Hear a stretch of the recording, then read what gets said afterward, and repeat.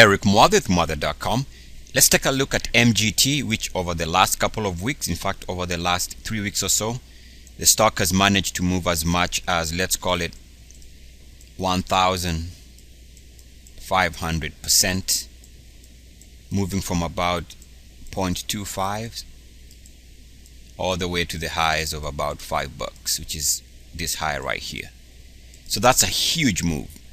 And here, just like to note that if you take a look at the RSIs and the MACDs, they do meet the minimum requirement for the ultimate Muathe breakout. As you can see here, the MACDs and the RSIs are all trading at 3-year highs, which is a minimum requirement for any explosive stock. But what I wanted to take a look at here is how would you time this move? It's a huge move, and let's say you wanted to play this from a speculative front with some money. What you can do is try and figure out how you can gauge a momentum breakout. So if you take a look at the monthly, of course we haven't seen any monthly rest because the stock has just jumped up here over the last 2-3 weeks. If we take a look at the weekly, we can see that week to week the stock has moved for the last 3 weeks or so straight up, no rest period. All right, if we take a look at the daily, we can see that day to day the stock has pretty much exploded over the last 1, 2, 3, 4, 5, 6, 7 straight up days. So there's no rest period here for a breakout. And if you take a look now at the hourly, you see that it pretty much here is where you can get an opportunity after a couple of hours of rest. So what we can do here is, because we used 1 month of rest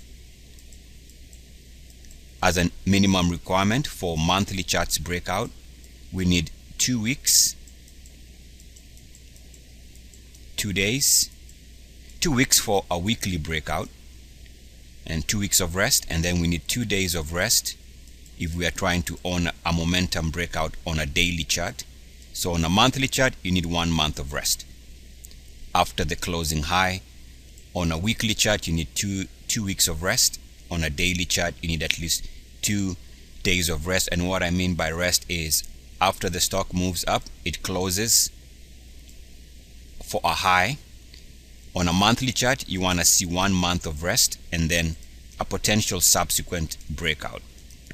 Okay, so that's how you'd play the monthly breakout. You want to see 1 red down month before the following month can be at least a breakout after 1 month of rest. Now on the weekly and the dailies, you need 2 bars down after the recording of this closing high, either on the weekly or on the daily.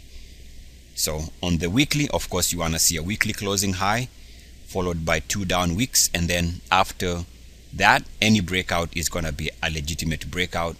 And on the daily, you want to see 1 daily closing high and then 2 down days below this daily closing high, and then after day 4 you can have a breakout.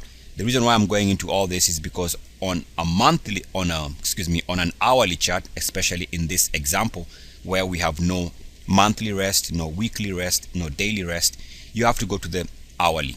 And on the hourly, we can do the same thing we do on the weekly and daily, which is insist for 2 hours of rest on the hourly charts. And so what we're going to do here, let's take a look at this from a closer view. We're going to go take a look at a 1 month view on the hourly. So here we have 1 month and hourly. Remember, this is how you can play an explosive momentum name. So what we're going to insist, we want at least 2 hours of rest, and then we can buy any breakout after that. So let's take a look at here. We're just going to go quickly and cover those areas. Here we can see an hourly closing high, and then the stock did move lower the next couple of hours, and then with a minimum of 2 hours after that, it broke out again.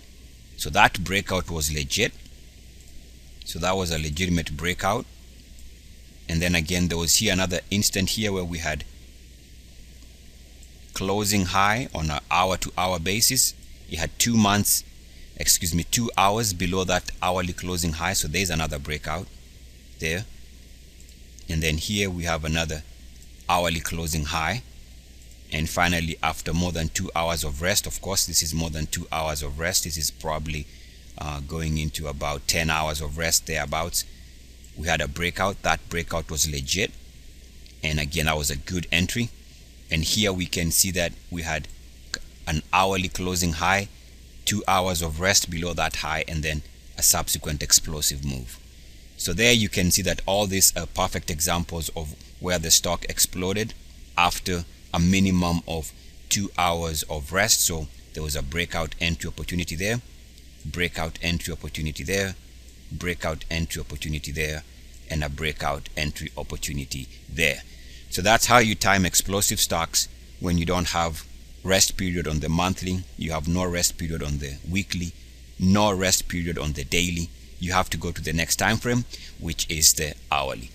Eric Mwadhe, Mwadhe.com. As always, good luck, peace, and blessings. E-A-C-S. Oh, by the way, before I close this, it's important to note that all this momentum is taking place pretty much with the RSI on the hourly defending that 69.1 level. So that's how you know there's momentum, when the stock is refusing to stay below 69.1, and every time it recaptures 69.1, you get an explosive move. Here came close to moving below that but held for this low. We recaptured 69.1 here during this period.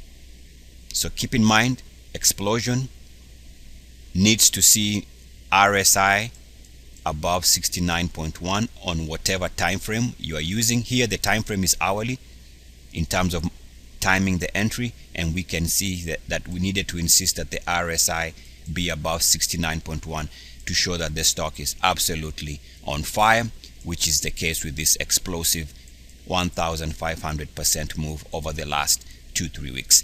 Eric Mwadhe again. Peace and blessings. I am out now for real. Whoa, yeah.